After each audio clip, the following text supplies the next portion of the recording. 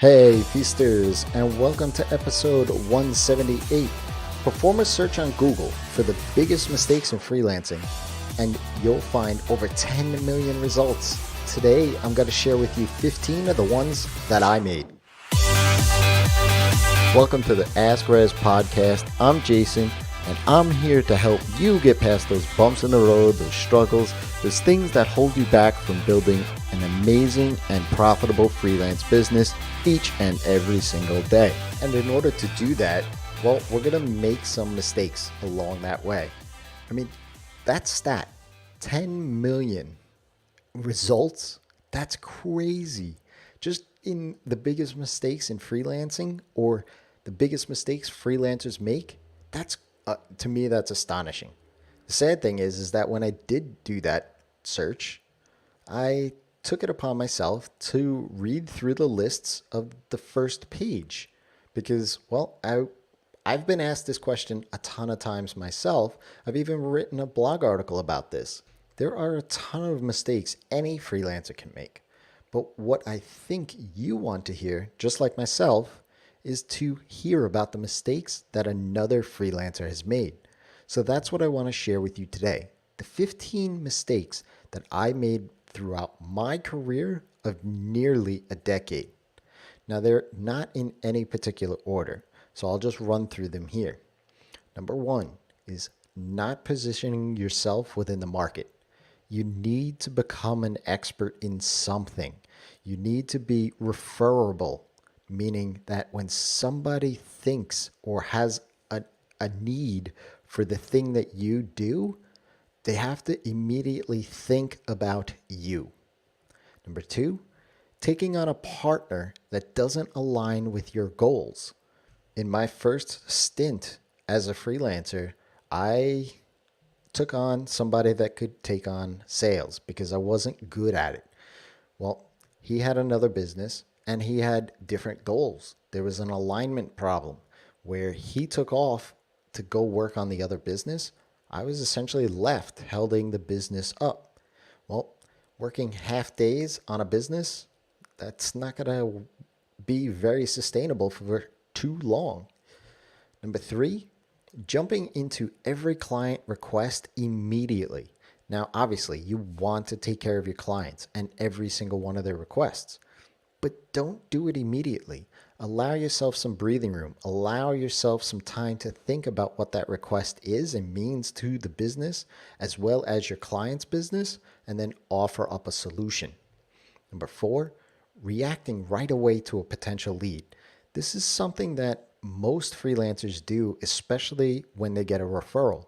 Your friend shoots you an email to say, hey, I have this person, Jane, where she has this need for you to build the website for her. I think you would be a great fit. All of a sudden, you drop everything you're doing and give Jane a call.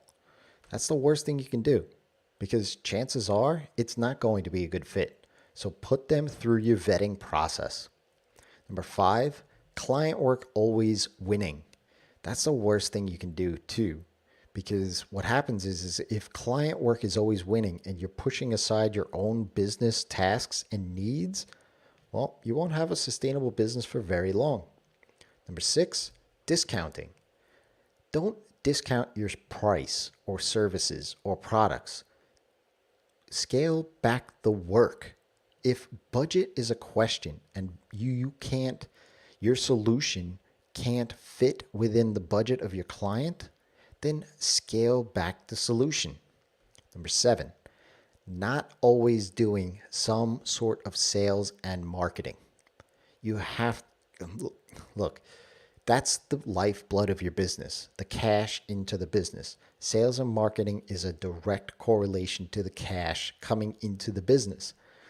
If you're heads down doing client work, you have to make some time to do the sales and marketing, period. That's it. End of story. Number eight, not following up with everyone.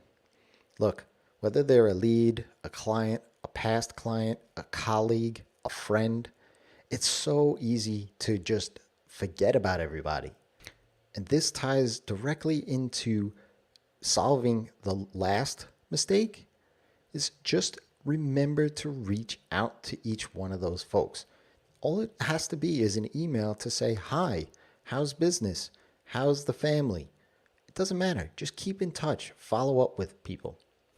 Number 9, not respecting your time. You have to guard your time. You have to have your own personal space and time. Create office hours to your business. If it's 9 to 5, 8 to 4, whatever it could be, but respect your time. Number 10, not building your own personal brand.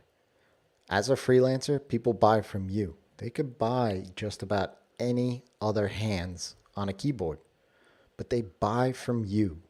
Build that personal brand, your unique value that you bring to the conversation. Number 11 is not trusting your gut. Your gut will tell you if a situation is bad. It's natural. It's something that you have to learn to trust. All of a sudden, when you turn a corner in a city and you feel like you've landed on a block that maybe you shouldn't be on, well, that's your gut telling you that. That's your instinct. It's innate human behavior that we ignore oftentimes as a freelancer. Number 12 is time management. You have to get control of your time. You have to understand time. You have to understand your energy and use all of those as tools to be productive. Number 13 is thinking like an employee. You're not an employee anymore. You have to realize that you are running a business. You're not just somebody who's taking on tasks and getting them done.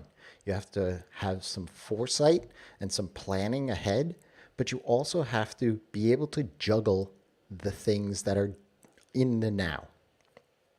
Number 14 is settling. Don't settle for clients. Don't settle for a lower price. Don't settle for taking on projects that you don't feel right about. Be in control. This goes back to the last one, thinking like an employee. Settling means that you are settling for the thing. You wouldn't do it in your personal life, so don't do it for business. And finally, number 15 is not keeping your goal in mind. Look, I'm going to say it again. You've heard me say it many, many times before. You didn't start freelancing to do more work, right? So keep your goal in mind, whether that's travel, whether that's family and friends, whether that's the time freedom that you seek and desire. Keep that goal as your guiding compass, always to make any decision that much easier. We all make mistakes, but those mistakes don't have to be failures. A failure is something that happens that you don't learn from. Making these mistakes isn't the end of the world, but if you can understand the mistake, how it's happening, and then address it, you'll grow your freelancing business. If you have a question, ask Rezzz. That's me. You can find me at Rezzz on Twitter, or head on over to Rezzz.com, and I do have this little green chat bubble in the bottom right corner. Go ahead, drop your question in there. Let's have a conversation. In fact, that's me on the other end, not a bot. Until next time, it's your time to live in the feast.